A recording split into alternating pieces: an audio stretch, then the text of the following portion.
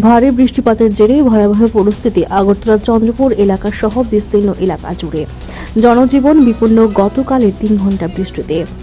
জামতলা, ইন্দ্রনগর, বলদাখাল প্রত্যেকের বাড়িতে কিংবা কারোর ঘরের মধ্যে জল ঢুকে যায়।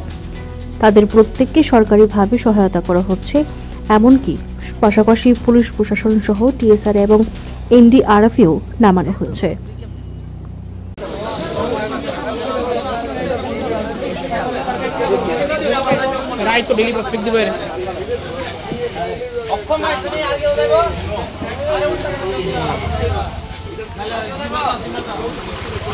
দাদা, জল কত এদিকে?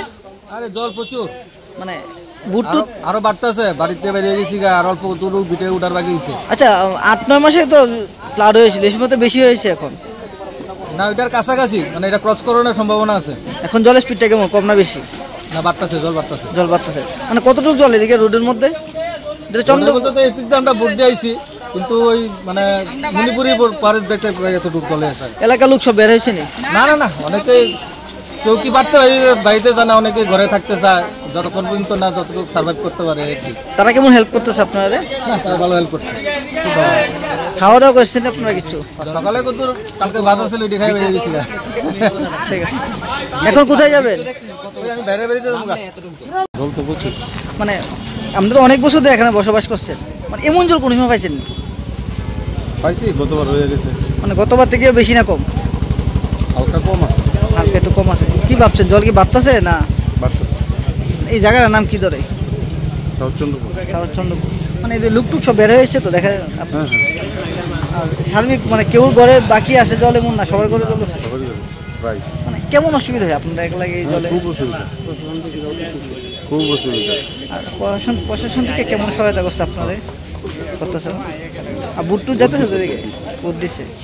আর আপনারা এখন কোথায় থাকতেছেন, কোন জায়গায় মানে আশ্রয় নিচ্ছেন? মানে কোন জায়গায় আশ্রয় নেবেন বা কোন জায়গায় থাকবেন আপনারা এখন?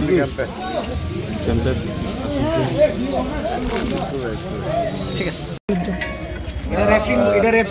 আপনারা দেখতে পাচ্ছেন যে বিগত 2-3 দিন ধরে প্রচণ্ড বর্ষণ হচ্ছে। তো আমাদের এই অঞ্চলটা সবসময় বর্ষার পরে প্রচণ্ডই, যেহেতু আমাদের নদী লাগোয়া অঞ্চল এই অঞ্চলটা, তো তাড়াতাড়ি সেখানের মধ্যে বাড়িঘরের মধ্যে জল ঢুকে যায়। তো আমাদের যারা ভারতীয় জনতা পার্টির যারা কার্যকর্তারা আছে তারা প্রত্যেকেই কাজ করছে। আপনারা দেখতে পাচ্ছেন আমাদের এই ওয়ার্ডের যিনি কর্পোরেটর আছেন সীমাদি, উনিও যাতে এই অঞ্চলের মানুষের যাতে কোনো ধরনের অসুবিধা না হয় সেই দিকটা বিচার বিশ্লেষণ করছে। যে নদীর পার্শ্ববর্তী অঞ্চল যে জায়গাগুলি আছে সেখানের মধ্যে জল প্রবেশ করে গেছে। তো সেই জায়গার মধ্যে আমাদের রাজ্যের মাননীয় মুখ্যমন্ত্রী গতকালকেই দেখেছেন একটা বিবৃতি দিয়েছে যে সাধারণ মানুষের যাতে কোনো ধরনের অসুবিধা না হয় এবং কেউ যাতে না খেয়ে থাকে তার পূর্ণাঙ্গ ব্যবস্থা করা হচ্ছে সরকার থেকে এবং আমাদের পার্টি থেকে। আমাদের যারা কর্পোরেটর আছে তাদের থেকে পূর্ণাঙ্গ ব্যবস্থা করা হচ্ছে এবং যে সমস্ত জায়গায় যে মানুষ ঘর থেকে বেরোতে পারছেন আপনারা দেখছেন সেখানে বোট আছে, বোট দিয়ে সেখানে তাদেরকে রেস্কিউ করে আমাদের যে শরণার্থী শিবিরগুলি আছে সেই শিবিরগুলির মধ্যে তাদেরকে পৌঁছানো হচ্ছে। তো আমরা চাই এই যে দুর্যোগপূর্ণ পরিস্থিতি, সেই দুর্যোগপূর্ণ পরিস্থিতিতে সবাই আমরা সাধারণ মানবিক মূল্যবোধের আমাদের গুরুত্ব বুঝে আমাদের মানুষকে প্রত্যেকের পাশে দাঁড়ানো উচিত, প্রত্যেকের সহায়তা করা উচিত, সাহায্য করা উচিত, যাতে কোনো ধরনের দুর্ঘটনার মধ্যে কাউকে যাতে না পড়তে হয়। আমরা আশা করি যে অচিরেই কয়েকদিনের মধ্যেই পরিস্থিতি স্বাভাবিক হয়ে যাবে। তো এই পরিস্থিতিতে আমরা সবার সহযোগিতা চাই এবং সবাই আমরা মানুষের স্বার্থে, মানুষের এই পরিস্থিতিতে জনগণকে উদ্ধারের জন্য এবং জনগণের পাশে থাকার জন্য আমি বিনম্রভাবে অনুরোধ করছি যে সবাই এই সময়ে মানুষের পাশে থাকুন এবং মানুষকে সাহায্য করুন। জল কি কমছে এখনো?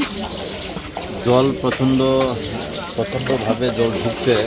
আগের চেয়ে একটু কমেছে, কিন্তু এখন আমি ওই চন্দ্রপুরে যে স্ট্যান্ডার্ড সেখানে গেলাম, সেখানে গিয়ে দেখতে পেলাম যে না, জল কাটাখালের যে অঞ্চলটা আছে সেখান দিয়ে জল প্রচণ্ড গতিতে জল প্রবেশ করছে।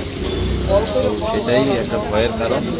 আশা করি যে সেটা তাড়াতাড়ি স্বাভাবিক হয়ে যাবে। ঈশ্বরের কাছে প্রার্থনা করি এই পরিস্থিতি থেকে যাতে ভগবান সবাইকে রক্ষা করে। প্রতাপপুর এদিকে যাওয়া হয়েছিল আপনার? প্রতাপপুরের অঞ্চলের আমাদের ঋষিপাড়া অঞ্চল, আমাদের প্রতাপপুর বীজের যে পার রয়েছে সেই অঞ্চলগুলির মধ্যে, প্রতাপপুরের যে নদী লাগোয়া যে অঞ্চলগুলি আছে সেগুলির মধ্যে জল ঢুকে গেছে এবং সেই জায়গার মানুষকে, আমি একটু আগে সেই অঞ্চল থেকে এসেছি, সেই জায়গার প্রত্যেকটা মানুষকে যাদের বাড়িঘরের মধ্যে প্রচণ্ডভাবে জল ঢুকে গেছে তাদেরকে আমরা উদ্ধার করে আমরা শরণার্থী শিবিরে আমরা পাঠিয়েছি এবং সকালবেলা তাদের ব্রেকফাস্ট থেকে শুরু করে আমাদের প্রাতরাশ এবং বিকেলে টিফিন এবং ছোট ছোট শিশুরা যারা আছে তাদেরও খাওয়ারের ব্যবস্থা করেছি, দুধ, কলা, বিস্কুট সেই ব্যবস্থা করে দিয়ে এসেছি। মানুষের যাতে কোনো ধরনের অসুবিধা না হয় তার দিকে আমরা খেয়াল রাখছি। আমরা সবাই এই পরিস্থিতির প্রত্যেকটা জনগণের পাশে আছি যাতে তাদের কোনো ধরনের অসুবিধা না হয়। 8 মাস আগে তো জল হয়েছিল, এখনো জল হচ্ছে কি? আগে থেকে বেড়েছে জলটা না? জলটা একটু বেড়েছে। সাধারণত উজানের দিকে যে প্রচণ্ড মানে ঝড়ু বৃষ্টি হচ্ছে, আপনারা দেখেছেন গতকালকে আমাদের প্রায় 3.5 ঘন্টা আগরতলা শহরে দীর্ঘদিন পরে আমরা এইরকম বৃষ্টি দেখেছি।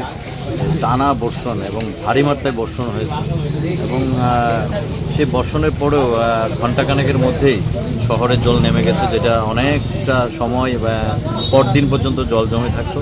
সেখানে পাম্পগুলি দ্বারা জলগুলিকে বের করা হয়েছে। শহরের জল নেই। তো এই যে নদী লাগোয়া যে অঞ্চলগুলি আছে সেই বাড়িঘরগুলির মধ্যে জল ঢুকে গেছে, সেগুলিতে একটু ভয় হচ্ছে। যাতে ঠাকুরের কাছেও প্রার্থনা করি, ঈশ্বরের কাছে, যে আর বৃষ্টি না হোক, নাহলে পরিস্থিতি আরও ভয়াবহ হতে হবে। আমাদের সরকার, আমাদের পার্টি প্রত্যেকটা মানুষের পাশে আছে।